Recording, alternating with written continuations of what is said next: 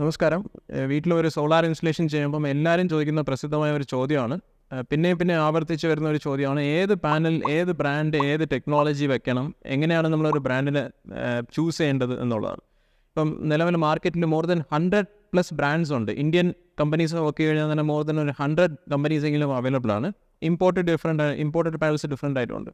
അപ്പോൾ ഇതിൽ ഏത് ബ്രാൻഡാണ് നമുക്ക് ചൂസ് ചെയ്യേണ്ടത്, ഏത് അടിസ്ഥാനത്തിലാണ്, എന്തൊക്കെ ശ്രദ്ധിക്കണം എന്നുള്ളത് നമ്മൾ ഇതിനു മുമ്പ് പല വീഡിയോസ് നമ്മൾ ചെയ്തിട്ടുണ്ട്.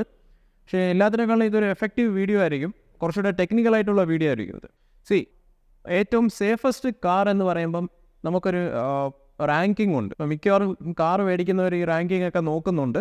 അപ്പം ഇത് ഏത് അടിസ്ഥാനത്തിലാണ് കൊടുക്കുന്നത്? അപ്പോൾ അവരൊരു കാർ ക്രാഷ് ടെസ്റ്റിംഗ് നോക്കുന്നുണ്ട്. ഗ്ലോബൽ NCAP എന്ന് പറഞ്ഞിട്ടൊരു ഓർഗനൈസേഷനുണ്ട്. ഓക്കെ, അപ്പോൾ ഇവർ ഓരോ വർഷവും ഈ ക്രാഷിംഗ് ടെസ്റ്റിംഗ് ഒക്കെ ചെയ്ത് ഇതിൽ സേഫസ്റ്റ് ആയിട്ടുള്ള കാർ ലിസ്റ്റ് റാങ്കിങ് ഇടാറുണ്ട്. ഓക്കെ, ഈ റാങ്കിൽ ഇപ്പം നമുക്ക് പൊതുവെ അറിയാൻ പറ്റും, ടാറ്റ, അതുപോലെ ഈ വോൾസ് വേഗൻ, ടൊയോട്ട, ഹുണ്ട, ഇവരുടെ വണ്ടികളാണ് ടോപ്പ് റാങ്കിങ്ങിൽ വരുന്നത്. ആദ്യത്തെ ഒരു ടോപ്പ് 10 റാങ്കിങ്ങിൽ വരുന്നത്. ഓക്കെ, അപ്പം സിമിലർലി ഇതുപോലെ സോളാർ പാനൽസിനും ഒരു റാങ്കിങ് ഉണ്ട്. ഒരു റാങ്കിങ് അല്ല, പല റാങ്കിങ് ഉണ്ട്. പക്ഷേ അതിൽ നമ്മൾ ഏറ്റവും പ്രസിദ്ധമായ ഗ്ലോബലി എല്ലാ കൺട്രീസിലും അക്സെപ്റ്റഡ് ആയിട്ടുള്ള ഒരു റാങ്കിങ് ആണ് PV എവല്യൂഷൻ ലാബിൻ്റെ റാങ്കിങ്ങും, അതുപോലെ നമ്മുടെ Bloomberg new energy finance BNEF ബാങ്കബിലിറ്റി റാങ്കിങ്ങും എന്ന് പറയുന്നത്. അപ്പം ഇത് രണ്ടും ടെക്നോ കമേഴ്ഷ്യൽ വയബിലിറ്റിയാണ്.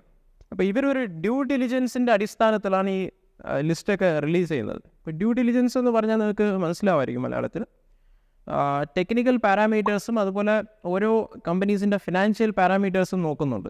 ബിക്കോസ് ഒരു 25 ഇയേഴ്സ് 25 വർഷത്തിന് ഒരു പാനൽ അവർ കൊടുക്കുന്നുണ്ടെങ്കിൽ അതിന് വാറൻറ്റി കൊടുക്കുമ്പം ഈ കമ്പനി നിലനിൽക്കുമോ എന്നുള്ള അടിസ്ഥാനപരമായ ഒരു വയബിലിറ്റി ചെക്കാണത്. സോ നമ്മൾ ഈ PV മോഡ്യൂൾസ് പർച്ചേസ് ചെയ്യുമ്പം PV മോഡ്യൂൾസ് നിർമ്മിച്ചിരിക്കുന്ന ബിൽ ഓഫ് മെറ്റീരിയൽസ്, ഇപ്പം സോളാർ ഇൻസ്റ്റലേഷൻ ചെയ്യുമ്പോൾ നമുക്കൊരു ബിൽ ഓഫ് മെറ്റീരിയൽസ് ഉണ്ടല്ലോ. അപ്പം എല്ലാം അത്യാവശ്യം നല്ല ക്വാളിറ്റി ആയിട്ടുള്ള മെറ്റീരിയൽസ് വേണമെന്നാണ് എല്ലാവരും ഡിമാൻഡ് ചെയ്യുന്നത്. അതുപോലെ നമ്മൾ PV മോഡ്യൂൾസ് സെലക്ട് ചെയ്യുമ്പോൾ അതിന് ഏതാണ് ബിൽ ഓഫ് മെറ്റീരിയൽസ് യൂസ് ചെയ്തേക്കുന്നത്. ഓക്കെ, ഇപ്പം ഒരു PV മോഡ്യൂൾ എന്ന് പറയുമ്പോൾ അതിന് ബാക്ക് ഷീറ്റ് ഉണ്ട്, എൻക്യാപ്സുലൻ്റ് ഉണ്ട്, അതിൻ്റെ പേസ്റ്റ് എന്ന് പറയുന്നത്. പിന്നെ അതിൻ്റെ ഗ്ലാസ് കോട്ടിംഗ് ഉണ്ട്. പിന്നെ ഓബ്വിയസ്ലി നമ്മുടെ സെൽ ഉണ്ട്. അപ്പം സെല്ലിൽ തന്നെ ഡിഫറെൻറ്റ് ടെക്നോളജീസ് വരുന്നുണ്ട്. അപ്പം ഫ്രെയിമുണ്ട്. അപ്പം ഇതെല്ലാം ഒരു റോ മെറ്റീരിയലാണ്, ഇൻഡിവിജ്വൽ റോ മെറ്റീരിയലാണ്. ഇതെല്ലാം ചേർത്ത് അസംബ്ലി ചെയ്താണ് സോളാർ പാനൽ വരുന്നത്. അപ്പോൾ ഈ ബിൽ ഓഫ് മെറ്റീരിയൽസ് നോക്കിയിട്ട് വേണം നമ്മൾ ഏതൊക്കെ മെറ്റീരിയൽസാണ് ഇതിൻ്റെ അകത്ത് യൂസ് ചെയ്യുന്നത്. അപ്പം അങ്ങനെ ബെസ്റ്റ് ക്വാളിറ്റി മെറ്റീരിയൽസ് യൂസ് ചെയ്താൽ മാത്രമേ നമുക്ക് 25-30 ഇയേഴ്സിന് ലൈഫ് വരത്തുള്ളൂ. ഇല്ലെങ്കിൽ ഡെഫിനറ്റ്ലി ഒരു 10 ഇയേഴ്സിന് ഓബ്വിയസ്ലി ഈ പാനൽസ് റീപ്ലേസ് ചെയ്യേണ്ടി വരും. നിങ്ങൾക്കറിയാൻ പറ്റും, ലാസ്റ്റ് ഒരു 10 ഇയേഴ്സിന് മുമ്പ് ഒത്തിരി വീടുകളിൽ സോളാർ ചെയ്തിട്ടുണ്ടായിരിക്കും. ആ പാനൽസ് എല്ലാം ഇപ്പം ഇൻഎഫക്റ്റീവ് ആണ്. ഓക്കെ, ഇതിൻ്റെ മെയിൻ റീസൺ ഇതാണ്. ലോവസ്റ്റ് അല്ലെങ്കിൽ poor quality bill of materials choose ചെയ്തത് കൊണ്ടാണ് അവർക്കത് വേസ്റ്റ് ആവുന്നത്.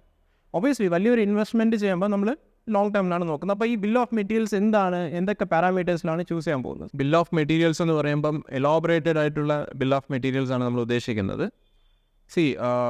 ഒരു കാര്യം നമ്മൾ പറഞ്ഞുതരാം, എന്തുകൊണ്ടാണ് നമ്മൾ ഈ മാനുഫാക്ചറിങ് പാനൽസ് മാത്രമേ നമ്മൾ റെക്കമെൻഡ് ചെയ്യുന്നുള്ളൂ. അതായത് റീബ്രാൻഡിങ് OEM പാനൽസ് നമ്മൾ ഒരിക്കലും റെക്കമെൻഡ് ചെയ്യുന്നില്ല. ഇത് നമ്മൾ പല വീഡിയോസിലും നമ്മൾ പറഞ്ഞിട്ടുണ്ട്. നമ്മുടെ യൂട്യൂബ് ചാനൽ നോക്കാൻ പറ്റും. ടെക്നിക്കൽ റിപ്പോർട്ട്സ് ഞാൻ പറഞ്ഞ പോലെ ഈ ഗ്ലോബൽ NCAP ഇപ്പോൾ ഒരു സേഫസ്റ്റ് കാറിന് ഒരു റിപ്പോർട്ടുണ്ട്.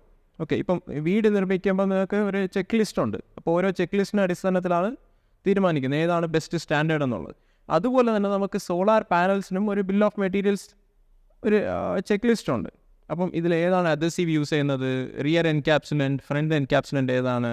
Okay, so the best panel to choose is to procure the PV module with the best bill of materials. Okay, PV evaluation ലാബ്സിൻ്റെ ഇതിൽ നോക്കി അറിയാൻ പറ്റും റാങ്കിങ്, അല്ലെങ്കിൽ അവരുടെ ലിസ്റ്റ്, അതായത് പെർഫോമൻസ് ക്വാളിറ്റി പ്രോഗ്രാം എന്ന് പറഞ്ഞിട്ട് PQP ടെസ്റ്റ് എന്ന് പറഞ്ഞിട്ട്. അപ്പോൾ ഇതിൽ ഒത്തിരി ടെസ്റ്റ് ചെയ്യുന്നുണ്ട്. For example potentially induce degradation, PID effect എന്ന് പറയുന്ന ഒരു കോമൺ ഫാക്ടറാണ്. PIDയുടെ ടെസ്റ്റ് ചെയ്യുന്നുണ്ട്. അതുപോലെ LID, light induce degradation, damp heat test ചെയ്യുന്നുണ്ട്, മെക്കാനിക്കൽ സ്ട്രെസ് ചെയ്യുന്നുണ്ട്. പാൻ ഫയൽ, അതായത് നമുക്ക് PV സിസ്റ്റം പൊതുവേ നമ്മൾ ഈ സിമുലേഷനൊക്കെ ചെയ്യാറുണ്ട്. കമേഴ്ഷ്യൽ സിസ്റ്റത്തിനൊക്കെ ഒരു സിമുലേഷൻ റിപ്പോർട്ട് കൊടുക്കാറുണ്ട് PV സിസ്റ്റം സോഫ്റ്റ്വെയർ വഴി. അപ്പോൾ അതിൽ പാൻ ഫയൽ വെച്ചിട്ട് ആ സിമുലേഷൻ വഴിയും ചെയ്യാറുണ്ട്. അപ്പോൾ ഈ ഇൻപുട്സ് ഒക്കെ ആരാ കൊടുക്കുക എന്ന് പറഞ്ഞാൽ ഓരോ മാനുഫാക്ചറേഴ്സ്, ഫോർ എക്സാമ്പിൾ ഇപ്പോൾ ഇന്ത്യയിലുള്ള മാനുഫാക്ചറേഴ്സ്, അബ്രോഡുള്ള മാനുഫാക്ചറേഴ്സ്, അവർ കൊടുക്കുന്ന ബിൽ ഓഫ് മെറ്റീരിയൽസും അവർ കൊടുക്കുന്ന പാനൽ മോഡൽസും വെച്ചിട്ടാണ് ഈ ലാബ് ടെസ്റ്റ് ചെയ്യുന്നത്. ടെസ്റ്റ് ചെയ്ത് ഇവർ പബ്ലിഷ് ചെയ്യുന്നുണ്ട് ഈ റിപ്പോർട്ട്സ് നിങ്ങൾക്ക് PVEL എന്ന് ഗൂഗിളിൽ ഇട്ടാൽ തന്നെ PVEL സ്കോർ കാർഡ് കാണാൻ പറ്റും, ടോപ്പ് പെർഫോമേഴ്സിൻ്റെ ലിസ്റ്റ് കാണാൻ പറ്റും.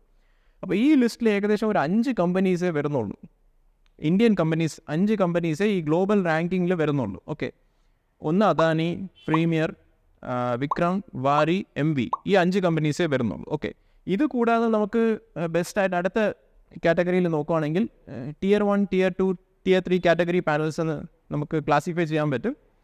അപ്പോൾ ഈ ലിസ്റ്റ് നമുക്ക് ബ്ലൂംബർഗ് ആണ് തരുന്നത്. ബ്ലൂംബർഗ് മെയിൻലി ബാങ്കബിലിറ്റിയാണ് നോക്കുന്നത്, ഇവർക്ക് മാർക്കറ്റിൽ എത്രത്തോളം കാലം നിൽക്കാൻ പറ്റും, ഇവരുടെ ഫിനാൻഷ്യൽസ് എങ്ങനെ എന്നാണ് നോക്കുന്നത്. ഓക്കെ, അപ്പോൾ അതിലും ഈ കമ്പനീസ് വരുന്നുണ്ട്.